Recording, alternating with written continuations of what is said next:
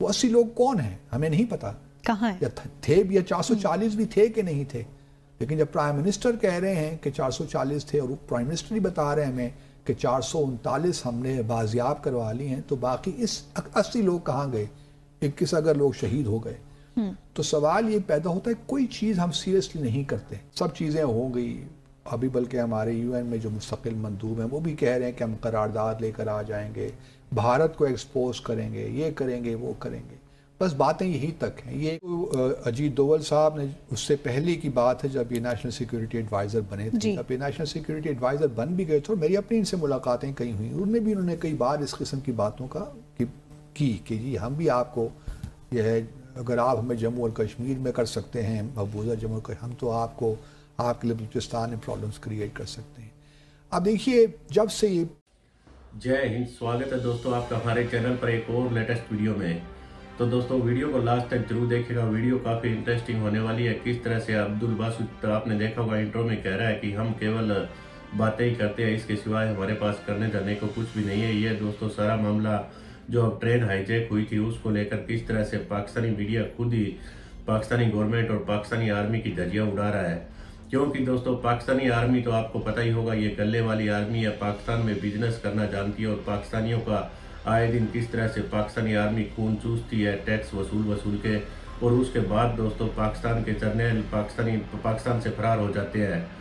तो दोस्तों पाकिस्तानियों के लिए अब आए दिन मुसीबत खड़ी होती हुई जा रही है। पाकिस्तान के अलग अलग जगहों पर अलग अलग लोग पाकिस्तान से अलग होने के लिए खड़े हो रहे हैं, उसको लेकर भी किस तरह देखिए पाकिस्तानी मीडिया चर्चा कर रहा है। तो दोस्तों प्लीज़ वीडियो को लाइक कर दीजिएगा, प्लीज़ हमारा चैनल भी सब्सक्राइब कीजिएगा। चलिए करते हैं वीडियो स्टार्ट। आसिफ साहब, सबसे पहले आपसे जानना चाहूंगी कि ये जो BLA का अभी अटैक हुआ है, हमला हुआ है, इस पर आपका क्या टेक है? अपनी टेक देने से पहले अपने वजीर दाखिला की टेक देख लेते हैं कि उनकी क्या टेक है। जरा सुनाइए प्रोड्यूसर साहब। अच्छा, हम सारे लूज कैनन्स हैं, इसी किस्म की बातें बग़ैर सोचे समझे, बग़ैर चीज़ों का एहसास किए कि प्रॉब्लम्स की नोयत है क्या, चैलेंजेस हैं क्या, जिसके जहन में अज़वान में जो भी आता है हम कह देते हैं। बलूचिस्तान में कोई मसला एसओचओ की मार नहीं है। अगर एसओचओ की मार होती तो आज BLA जाफ़र एक्सप्रेस ट्रेन को हाईजैक ना करते, 450 पैसेंजर्स को यरगमारी ना बनाते, और फिर एक बाकायदा हमारी आर्म फोर्सेस को, जहाँ के पाकिस्तान एयरफोर्स, पाकिस्तान आर्मी और FC वगैरह को सबको मिलकर इतना बड़ा ऑपरेशन ना करना पड़ता। तो ये कहना है कि एसओचओ की मार है, ये बिल्कुल इस किस्म के जो एटीट्यूड्स हैं ना हमारे टूवर्ड्स इश्यूज़, वही असल प्रॉब्लम है। और अभी तक यही प्रॉब्लम मुझे लगता है। अभी भी देखिए यही होगा कि स्टेटमेंट्स आ जाएंगी, वज़ीर आज़म भी चले गए खैर से, कोयटा पहुँचे कल, सब चीज़ें हो गई। अभी बल्कि हमारे UN में जो मुस्तकिल मंदूब हैं वो भी कह रहे हैं कि हम करारदाद लेकर आ जाएंगे, भारत को एक्सपोज करेंगे, ये करेंगे वो करेंगे, बस बातें यही तक हैं। ये एक होता है हमारा, एक रिएक्शन हमारा आता है, लेकिन उसके बाद 2-3 दिन के बाद फिर हम उसी डगर में वापस चले जाते हैं, भूल जाते हैं कि हमें क्या करना था। देखिए कोई नई बात नहीं है। पहले मैं इस बात को तस्लीम करता हूँ कि हमारे यहाँ बलूचिस्तान में सीरियस इश्यूज़ हैं, उसमें डेवलपमेंट के भी इश्यूज़ हैं, पावर्टी के इश्यूज़ हैं, और जो एक सोशो इकनॉमिक इश्यूज़ हैं वो बलूचिस्तान में भी हैं। और सिर्फ बलूचिस्तान में नहीं हैं, दूसरे सूबों में मौजूद हैं। साउथ पंजाब को ले लीजिए, KP को, कुछ इलाकों को ले लीजिए, सिंध को भी ले लीजिए फॉर दैट मैटर। तो ये जो सोशो इकनॉमिक डेवलपमेंट के इश्यूज़ हैं शायद बलूचिस्तान में ज़्यादा हैं। लेकिन और दूसरी तरफ एक तो इंटरनल चैलेंजेस हैं, लेकिन दूसरा फिर उसका एक्सटर्नल डायमेंशन भी है, क्योंकि हमारी फॉल्ट लाइंस हैं, हमारी वीकनेसेस हैं, उनको बाहर की दुनिया ने एक्सप्लॉइट किया। और उसमें मुझे कोई शक नहीं है, कहने में कोई आर नहीं है कि भारत सर फहरिस्त है। फिर उसके अलावा ग्लोबल डायनामिक्स भी हैं। एक तो भारत और पाकिस्तान के डायनामिक्स है ना।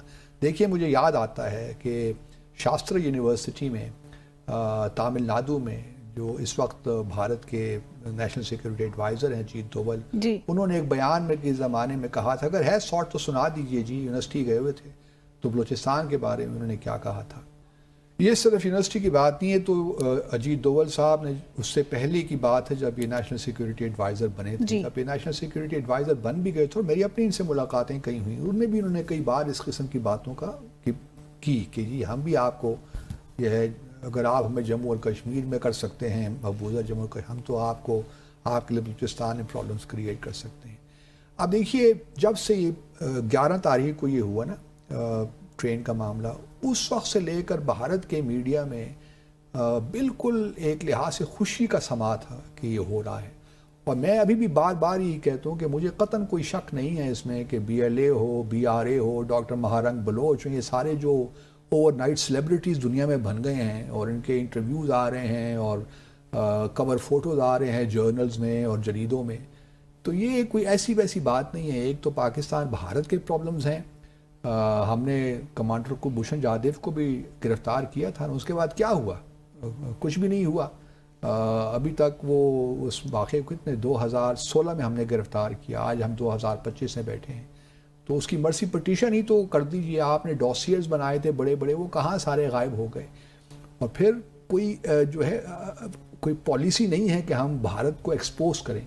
अब हमारे UN रिप्रेजेंटेटिव मुस्तकिल मंदूब हैं, वो कहते हैं रेजोल्यूशन लेकर आएंगे, तो सो व्हाट, रेजोल्यूशन ठीक है, आप काम कीजिए, वो चलेगी तो नहीं। अगर आपने भारत का नाम उसमें ऐड कर दिया तो वो मानेंगे दूसरे जो फ्रांस है, US कहाँ उसको सपोर्ट करने देंगे, इवन रशिया भी फॉर दैट मैटर। तो सवाल यही पैदा होता है कि हमारे पास कोई स्ट्रेटजी है कि जहाँ हमने इंटरनली मामलात को देखना है, वहाँ एक्सटर्नल डायमेंशंस को भी हमने एक्सपोज करना है।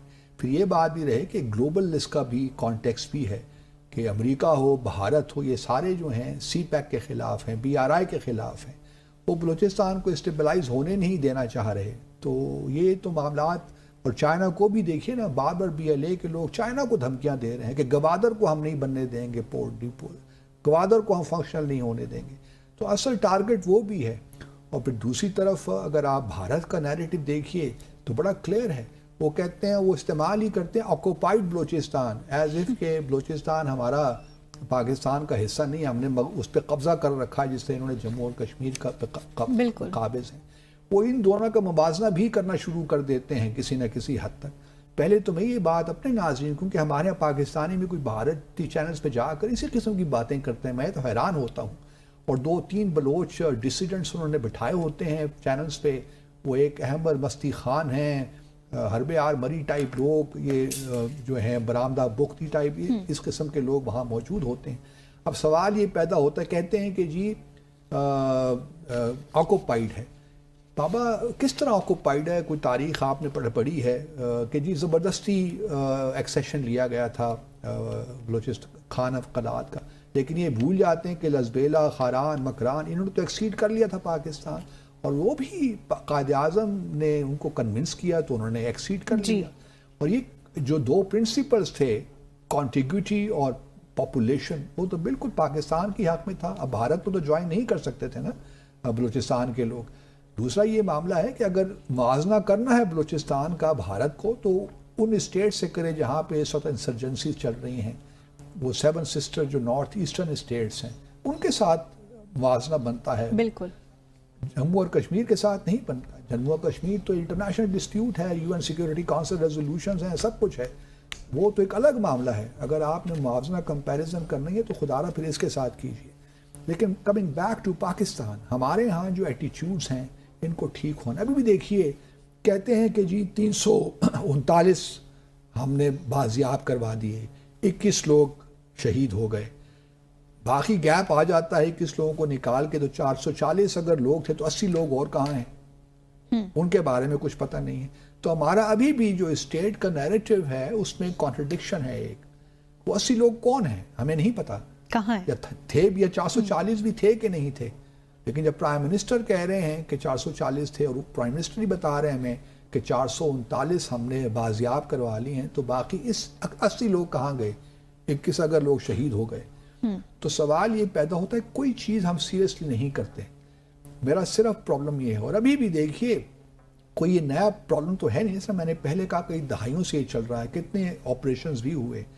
बल्कि शुजात हुसैन साहब की एक कमेटी भी बनी थी, उन्होंने रिकमेंडेशंस भी दी थी कि बलूचिस्तान के मामले को हमने किस तरह सेटल करना है। तो उस कमेटी की रिपोर्ट को निकालिए, वही रिकमेंडेशंस है। आई मीन यू नॉट री इन्वेंट द व्हील, कोई रॉकेट साइंस भी नहीं है। थोड़ी सी हमें एक पॉलिटिकल विल चाहिए इन तमाम मामलों को सेटल करने के लिए, और एक कंसिस्टेंसी चाहिए सस्टेनेबिलिटी चाहिए। हमारा प्रॉब्लम जिस तरह शुरू में मैंने कहा वही है कि हम 2-3 दिन के लिए सब कुछ होगा, बल्कि कल केपी में भी एक दहशतगर्दी का हमला हो गया।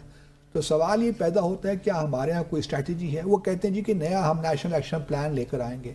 बाबा जो पहले भी आपके पास नेशनल एक्शन प्लान पड़ा है उसी पे अगर आप अमल दरामद कर लेंगे तो हमारे लिए बहुत बड़ी कामयाबी होगी। लेकिन बलोचिस्तान का मामला एक सीरियस मामला है। अभी ये है कि अभी कोई कंप्रोमाइज़ नहीं होना चाहिए। जितने भी सपोर्टर्स हैं, जो भी इंसाइट करते हैं दहशतगर्दी को, उनको बिल्कुल पकड़ कर मारना चाहिए। ये वक्त आ गया है, क्योंकि बहुत कम लोग हैं जो इसमें इन्वॉल्व हैं। बहसियत मजबूरी Baloch people, they are Pakistani and they love Pakistan. तो इस वजह से हमें एक स्ट्रैटेजी हिकमत अमली के तहत आगे बढ़ना है। तो दोस्तों उम्मीद करता हूँ आपको वीडियो काफ़ी अच्छा पसंद आया होगा और इसी तरह की पाकिस्तानी मीडिया की डिफेंस और पॉलिटिक्स से जुड़ी हुई एक से एक लेटेस्ट वीडियो देखने के लिए आप हमारा ये चैनल सब्सक्राइब कीजिएगा। अगर आप स्पोर्ट्स की वीडियो में इंटरेस्टेड है तो हमारा चैनल दोस्तों डिजिटल एजमेंट CDF पर जरूर विजिट कीजिएगा। वहाँ पर भी पाकिस्तानी मीडिया की आपको एक से एक लेटेस्ट वीडियो मिलती रहेगी। अब दोस्तों जो ये ट्रेन हाईजैक वाला मामला हुआ है उसमें तकरीबन 80 से लेकर 250 लोगों को अभी भी कोई भी अता पता नहीं है। वो सारे पाकिस्तानी आर्मी के लोग हैं, क्योंकि दोस्तों जितने भी BLA के लोग थे उन्होंने दोस्तों जो फैमिली वाले और जो सीधे मुसाफिर थे उन सबको तो उस ट्रेन को कब्जे में लेते ही रिहा कर दिया था। लेकिन पाकिस्तानी आर्मी के जितने भी लोग थे उनको अपने कब्जे में लिया था। पाकिस्तानी आर्मी इस पर अभी तक भी पूरी तरह से क्लियर नहीं कर पाई है कि कितने लोगों को छुड़ाया और कितने लोग अभी भी BLA के कब्जे में है। इसको लेकर पाकिस्तानी आर्मी पूरी तरह से सारा सब कुछ छुपाने की कोशिश कर रही है। यह पाकिस्तानी आर्मी की सबसे बड़ी नाकामी है। आपने देखा होगा किस तरह से इस बात की पुष्टि खुद पाकिस्तानी मीडिया ही कर रहा है। तो दोस्तों हम आपके लिए इसी तरह की एक से एक लेटेस्ट वीडियो लेकर आते रहेंगे। प्लीज़ आप हमारा चैनल जरूर सब्सक्राइब कीजिएगा और फेसबुक पर देख रहे हैं फेसबुक पेज को फॉलो कर लीजिएगा। मिलते हैं एक और नए वीडियो के साथ, तब तक जय हिंद, वंदे मातरम।